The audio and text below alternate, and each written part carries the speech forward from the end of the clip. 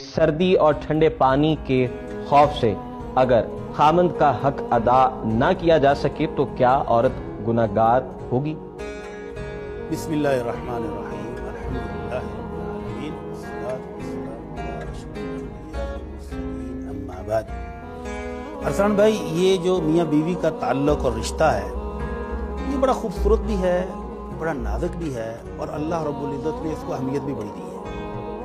اللہ رب العزت دونوں جہانوں کے مالک اور خالق خود فرما رہے ہیں وَمِنْ آيَاتِهِ أَنْ خَلَقَ لَكُم مِّنْ أَنفُسِكُمْ أَزْوَاجًا لِتَسْكُنُوا إِلَيْهَا وَجَعَلَ بَيْنَكُم مَّوَدَّةً وَرَحْمَةً۔ اللہ کہتے ہیں کہ یہ جو میاں بیوی کا جوڑا ہے یہ ہماری نشانیوں میں سے ایک نشانی ہے، اور بنایا کیا ہے، کیوں ہے، مقصد بھی بتا رہے ہیں کہ یہ نکاح کی صورت میں جب دو اجنبی اکٹھے ہوتے ہیں تو مقصد کیا ہے، لِتَسْكُنُوا إِلَيْهَا۔ خامد تھکا ہارا معاشی ذمہ داریاں پوری کر کے گھر پہنچے تو اس کو سکون تسکین، اور ان دو افراد کے درمیان اللہ کہتا ہے ہم نے محبت اور رحمت خود پیدا فرما دی ہے۔ اب باقی کیا رہ گیا ہے کہ اللہ کی طرف سے رحمت بھی ہے، برکت بھی ہے، سب کچھ آ رہا ہے، محبت اس نے پیدا کر دی ہے۔ اب اس کو بحال رکھنا، برقرار رکھنا ان دونوں کی ذمہ داری ہے۔ یہ نہیں ہے کہ یہ مسئلہ صرف بیوی کے ساتھ ہے، خامد کے ساتھ بھی تو ہو سکتا ہے۔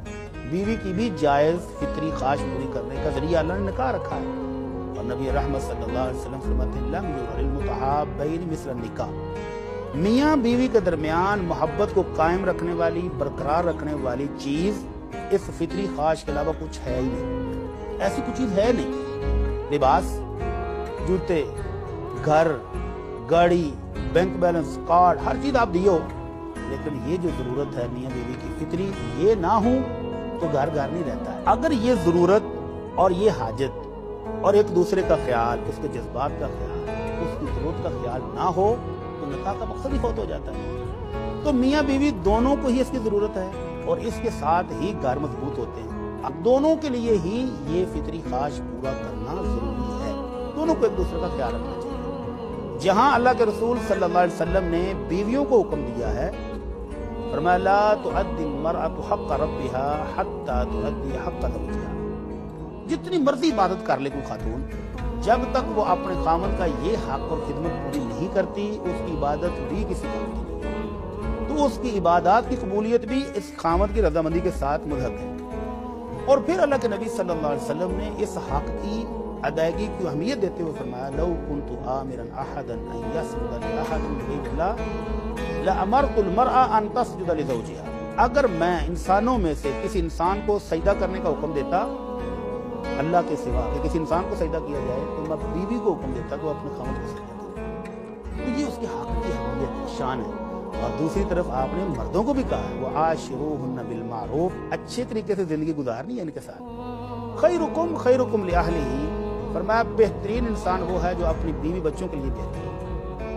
تو خامد کو بھی ہدایات دی ہیں اور بیوی کو بھی دی ہے کہ دونوں ایک دوسرے کے خیالات، جذبات اور ان کی ضروریات کا خیال رکھیں، پھر گھر جنت ہوگا۔